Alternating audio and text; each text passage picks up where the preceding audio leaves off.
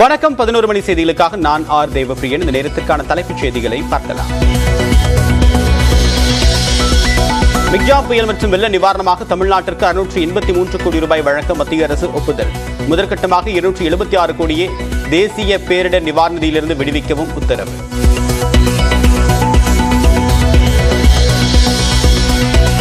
மத்திய அரசு வழங்கிய புயல் நிவாரணம் யானை பசிக்கு சோளப்பொரி போன்றது. அதிமுக முன்னாள் அமைச்சர் ஜெயக்குமார் விமர்சனம். இலங்கை சிறையிலிருந்து விடுவிக்கப்பட்ட 24 மீனவர்கள் தாயகம் திரும்பினர். சென்னையில் வரவேற்று சொந்த ஊர்களுக்கு அனுப்பி வைத்த மீன்வளத்துறை அதிகாரிகள்.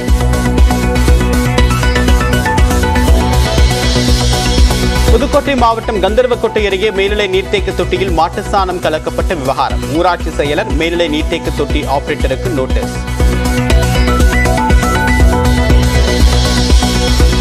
அரசு கல்லூரிகளில் உதவி பேராசிரியர் பணியிடங்களுக்கான விண்ணப்பம் செலுத்த அவகாசம் நீட்டிப்பு. நாளை மறுநாளுடன் அவகாசம் முடிகிற நிலையில் மே 15ஆம் தேதி வரை விண்ணப்பிக்கலாம்.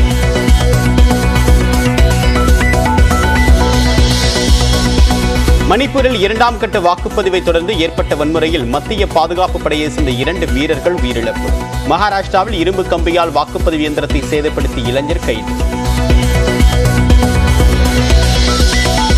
மணிப்பூரில் வன்முறை நிகழ்ந்த இடங்களில் மறு வாக்குப்பதிவு நடத்த காங்கிரஸ் கட்சி கோரிக்கை. பிரதமர் நரேந்திர மோடி மணிப்பூர் பிரச்சனையை கண்டுகொள்ளவில்லை என்றும் விமர்சனம்.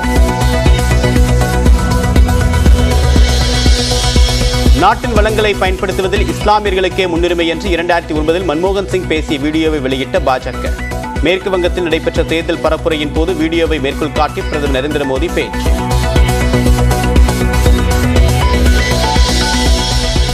பாஜக அரசை நம்பிய மக்களுக்கு காலி சொம்புதான் மிச்சம் என்று ராகுல் காந்தி விமர்சனம்.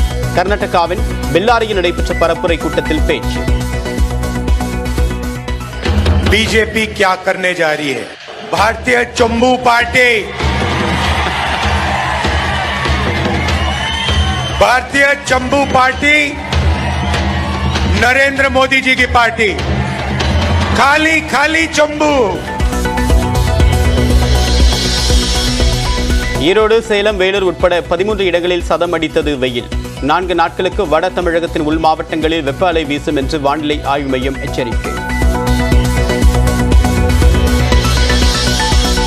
கடும் வெப்பத்தால் கொடைக்கானலில் 5க்கும் மேற்பட்ட இடங்களில் பற்றி எரியும் தீ. காட்டுத் தீயை அணைக்க வனத்துறையினர் போராட்டம்.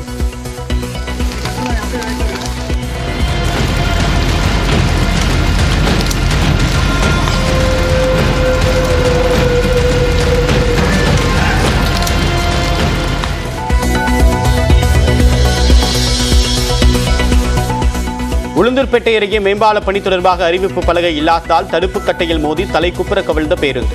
20க்கும் மேற்பட்டோர் படுகாயமடைந்த நிலையில் அரசு மருத்துவமனையில் அனுமதி.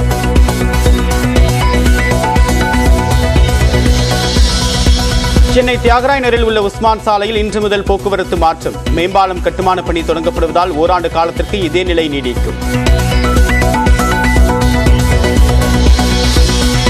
கொல்கத்தா அணிக்கு எதிரான IPL போட்டியில் 262 ரன்கள் இலக்கை எட்டி பஞ்சாப் கிங்ஸ் அணி சாதனை. ஒரு இன்னிங்ஸில் அதிக சிக்சர்கள் விளாசி அணி என்ற வரலாற்றையும் படைத்தது.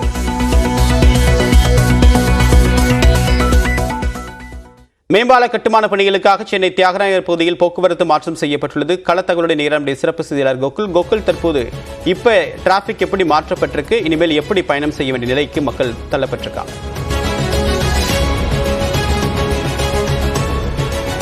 டி நகர்ல மேம்பால பணிகள் நடைபெறுவதால் தற்பொழுது இன்று முதல் போக்குவரத்து மாற்றங்களானது செய்யப்பட்டுள்ளது. குறிப்பாக ஓராண்டுக்கு இந்த போக்குவரத்து மாற்றமானது செய்யப்பட்டுள்ளது. இந்த டி நகர் மேம்பாலத்தில் இனிமேல் எந்த வாகனங்களும் ஏறக்குறைய ஓராண்டுக்கு அனுமதிக்கப்படாது. மேம்பால பணிகள் உயர்மட்ட மேம்பாலமானது பணிகள் நடைபெற இருப்பதால் அதற்காக இந்த ஓராண்டு போக்குவரத்து மாற்றத்தை போக்குவரத்து போலீசார் அறிவிச்சிருக்காங்க. தொடர்ந்து போக்குவரத்து போலீசார் இங்க இருக்கக்கூடிய பொதுமக்களுக்கு அறிவுறுத்திட்டு வர்றாங்க. இனிமேல் இந்த மேம்பாலத்தில் எந்த வாகனங்களும் அனுமதிக்கப்படாது. குறிப்பாக மேம்பாலத்தில் செல்லக்கூடிய வாகனங்கள், அதாவது கோடம்பாக்கத்திலிருந்து டி நகர் பேருந்து நிலையம் வரக்கூடிய வாகனங்களும், அதே போல சைதாப்பேட்டையிலிருந்து அண்ணா சாலை வழியாக வரக்கூடிய வாகனங்கள் டி நகர் மேம்பாலத்திற்கு செல்வதற்கும் அனுமதி இல்லை என்ற ஒரு அறிவிப்பானது வெளியிடப்பட்டிருக்கிறது. பர்கிட் சாலைகளை பயன்படுத்திக் கொள்ளலாம் என்றும் மேட்லி சப்வேலிருந்து வரக்கூடிய வாகனங்கள் பர்கிட் சாலை வழியாக சென்று வெங்கட் நாராயணம் சாலையை சென்று நார்த் உஸ்மான் சாலைக்கு வழக்கம் போல் செல்லலாம் என்ற ஒரு அறிவிப்பு வெளியிடப்பட்டிருக்கிறது. இன்னும் சற்று நேரத்தில் இந்த போக்குவரத்து மாற்றம் நடைபெறப்படுத்திருக்காங்க. போக்குவரத்து போலீசார் ஏற்கனவே அதற்கான ஒரு திட்டமிடலை இது பண்ணியிருக்காங்க. குறிப்பாக இந்த மேம்பாலம் என்பது ஏறக்குறைய ஒரு 20 ஆண்டுகளுக்கு மேலாக கட்டப்பட்ட மேம்பாலம். இதில் உயர்மட்ட மேம்பாலமாக செல்ல இருப்பதால் ஏற்கனவே சைதாப்பேட்டையிலிருந்து அந்த பணிகள் தொடர்ந்து நடைபெற்று வருகிறது. டி நகர் பேருந்து நிலையம் வரை அந்த மேம்பால பணிகள் ஏற்கனவே நடைபெற்ற நிலையில் மேலும் இந்த பாலத்துடைய விரிவாக்க பணிகள் நடைபெற இருப்பதால் இந்த ஓராண்டுக்கான போக்குவரத்து மாற்றமானது செய்யப்பட்டிருக்கிறது. தேவப்பிரியன், கள தகவலுக்கு நன்றி கோகுல். மிக்ஜாம் புயல் மற்றும் வெள்ள நிவாரணம் காரணமாக தமிழ்நாட்டிற்கு 683 கோடி ரூபாய் வழங்குவதற்கு மத்திய அரசு ஒப்புதல் அளித்துள்ளது. 2024-25 ஆண்டுக்கான தேசிய பேரிடர் நிவாரண நிதியிலிருந்து மாநிலங்களுக்கு ஒதுக்க வேண்டிய தொகைக்கு மத்திய அரசு ஒப்புதல் அளித்துள்ளது. அதன்படி தமிழ்நாட்டிற்கு மிக்ஜாம் புயல் மற்றும் வெள்ள நிவாரணமாக 683 கோடி ரூபாய் வழங்க மத்திய அரசு ஒப்புதல் வழங்கியுள்ளது. இதில் முதற்கட்டமாக 276 கோடி ரூபாயை தேசிய பேரிடர் நிவாரண நிதியிலிருந்து விடுவிக்கவும் மத்திய அரசு உத்தரவிட்டுள்ளது. அதற்கு ஏற்ப தமிழ்நாட்டிற்கு மிக்ஜாம் புயல் பாதிப்பிற்கு முதற்கட்டமாக 115 கோடி ரூபாய் விடுவிக்கப்படும் என்றும் கூறப்பட்டுள்ளது. மேலும் கடந்த ஆண்டு ஏற்பட்ட வெள்ளத்திற்கு தேசிய பேரிடர் நிவாரணத்திலிருந்து 160 கோடி ரூபாயை விடுவிக்கவும் மத்திய அரசு உத்தரவிட்டுள்ளது. அதே சமயம் அண்டை மாநிலமான கர்நாடகாவிற்கு வறட்சி காரணமாக சுமார் 3454 கோடி ரூபாய் விடுவிக்க மத்திய அரசு ஒப்புதல் வழங்கியுள்ளது. இதற்கு எதிர்வினையாற்றியிருக்கூடிய மதுரை எம்பி சு வெங்கடேசன் கர்நாடகாவில் முதற்கட்ட வாக்குப்பதிவு சாதகமாக இல்லாதால் வறட்சி நிவாரணம் அறிவிக்கப்பட்டிருப்பதாகவும் விமர்சித்துள்ளார். ஆனால் தமிழ்நாடு கேட்ட 38,000 கோடியில் 275 கோடி ரூபாய் மட்டுமே ஒதுக்கி இருப்பதாக குற்றம் சாட்டியுள்ள அவர் பாஜகவிற்கு தமிழ்நாட்டின் மீது இருப்பது கோபமல்ல, தீராத வன்மம் என்றும் கடுமையாக சாடியுள்ளார்.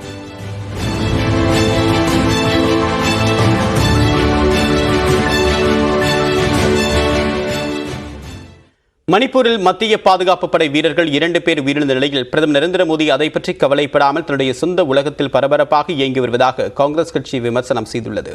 மணிப்பூரில் உள்ள மெய்தி, குக்கி இன மக்களுக்கிடையே இடஒதுக்கீடு தொடர்பாக வெடித்த மோதல் நீரிப்பூத்த நெருப்பாய் தகித்து வருகிறது. இந்நிலையில் புறநகர் மணிப்பூரில் உள்ள 8 மாவட்டங்களில் 2ஆம் கட்ட வாக்குப்பதிவு நேற்று நடைபெற்றது. அப்போது பல்வேறு இடங்களில் வாக்குச்சாவடிகளுக்கு புகுந்த வன்முறையாளர்கள் வாக்குப்பதிவு இயந்திரத்தை சேதப்படுத்தினர்.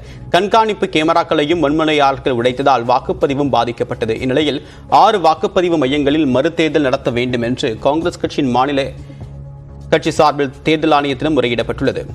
இந்நிலையில் நேற்று நள்ளிரவு நரன்சேனா பகுதியில் குக்கியின மக்கள் நடத்திய தாக்குதலில் மத்திய பாதுகாப்பு படையை சேர்ந்த 2 வீரர்கள் உயிரிழந்திருப்பதாக மணிப்பூர் போலீசார் தெரிவித்துள்ளனர்.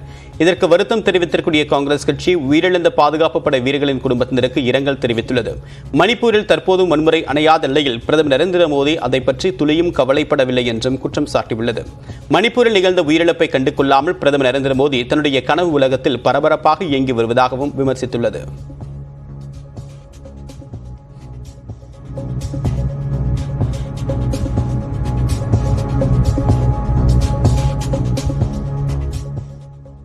கள்ளக்குறிச்சி மாவட்டம் உளுந்தூர்பேட்டை அருகே ஆம்னி பேருந்து தலைக்குப்புற கவிழ்ந்த விபத்தில் சுமார் 20 பயணிகள் படுகாயமடைந்தனர். நாகர்கோவிலிருந்து 30 பயணிகளுடன் ஆம்னி சொகுசு பேருந்து சென்னை நோக்கி வந்து கொண்டிருந்தது. உளுந்தூர்பேட்டை அருகே ஆசூர் கிராமத்தில் உள்ள தேசிய நெடுஞ்சாலையில் பாலம் கட்டுமான பணி நடைபெற்று வருவதால் பேருந்து சர்வீஸ் சாலையில் சென்றதாக தெரிகிறது. அப்போது சாலையோரம் இருந்த தடுப்பில் மோதிய ஆம்னி பேருந்து கட்டுப்பாட்டை இழந்து தலைக்குப்புற கவிழ்ந்தது.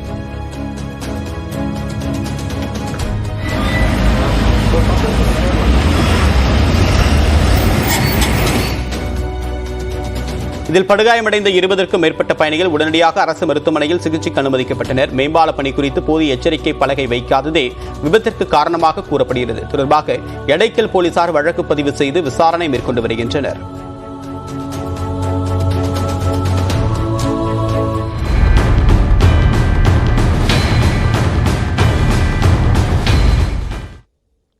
மலைக்கோட்டை மாநகரம் என்று அழைக்கப்படக்கூடிய திருச்சியில் வெயிலின் தாக்கம் வெகுவாக அதிகரித்துள்ளது. தொடர்பான கூடுதல் விவரங்களுடைய நிகழ்ச்சி செய்தியாளர் விஜயகோபால், விவரம் என்ன?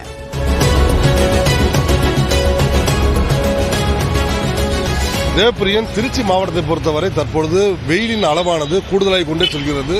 மிக குறிப்பாக சொல்ல வேண்டும், கடந்த ஒரு மாதமாகவே 100 டிகிரி செல்சியஸ் என்ற அளவிற்கு குறைவாக செல்லாத வெப்பநிலை அளவானது அதிகபட்சமாக 106 டிகிரி செல்சியஸாக பதிவாகி இருக்கிறது. நேற்றைய வெயிலின் அளவானது 104 டிகிரியாக இருக்கிறது. இதே போல திருச்சி மத்திய மண்டலத்தை சேர்ந்த கரூர், பெரம்பலூர், அரியலூர், கரூர், அரியலூர், பெரம்பலூர், புதுக்கோட்டை, தஞ்சாவூர் உள்ளிட்ட பகுதியிலும் அதிகமாக வெயிலின் தாக்கமானது அதிகரித்த வண்ணமே செல்கிறது. பொதுவாக நாம் தற்பொழுது நின்று கொண்டிருக்கிற இடம் திருச்சி காவேரி பாலம். இந்த பகுதியில் பீக் ஹவர்ஸ் எனப்படும் இந்த நேரத்தில் அதிக அளவு வாகனங்கள் செல்வது வழக்கம். ஆனால் நாம் பார்த்துக் கொண்டிருக்கலாம், மிக குறைந்த அளவே வாகனங்கள் இயக்கப்படுகிறது. மக்களை பொறுத்தவரை தேவையான அளவு மட்டும் தங்களுக்கு அத்தியாவசிய தேவைக்கு மட்டுமே வெளியே வரக்கூடிய நிலையானது திருச்சி மாவட்டத்தில் நிலவுகிறது. அந்த அளவுக்கு வெயிலின் தாக்கமானது காலை 7 மணி முதலே ஆரம்பித்து விடுகிறது. குறிப்பாக 12 மணி அளவில் சாலையில் வாகனங்கள் செல்ல முடியாத அளவுக்கு வெயில் தகிக்கிறது. குறிப்பாக காணல் நீர் எனப்படக்கூடிய அந்த வெயிலின் காரணமாக ஏற்படக்கூடிய ஒரு வெப்பமயமாதல் இவர்கள் கண்ணை மறைக்கும் அளவுக்கு இருக்கிறது. இந்த வெயிலின் தாக்கம் தாங்க முடியாமல் மக்கள் அதிக அளவு குளிர்பான கடைகளை நாடி செல்கிறார்கள். மிகவும் குறிப்பாக சொல்ல வேண்டுமென்றால் இளநீர், வெள்ளரி பழம், நுங்கு உள்ளிட்ட இயற்கையான குளிர்பானங்களை அதிகம் நாடி செல்வதும் பார்க்க முடியுது. தேவப்பிரியன்.